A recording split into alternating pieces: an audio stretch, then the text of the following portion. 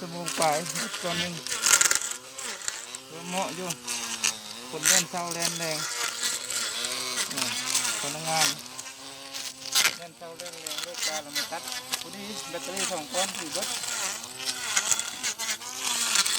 โมงเลิกการแล้วนะเหมาะสมเนี่ย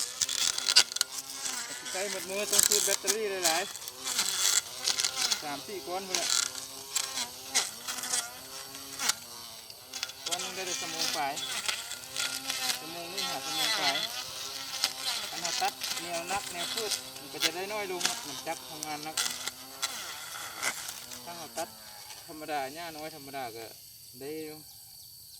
เหมาะสมเลยเดี๋ยวนี้ให้เหมาะสมอยู่มันรอดร่างเข้าได้ง่ายควบคุมง่ายเลี้ยวซ้ายเลี้ยวขวา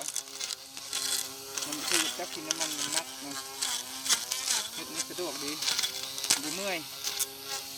หลายคือกับจักกินน้ำมันเบาน้ำหนักเบา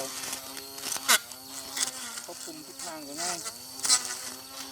ตอกที่มือแง่เขาได้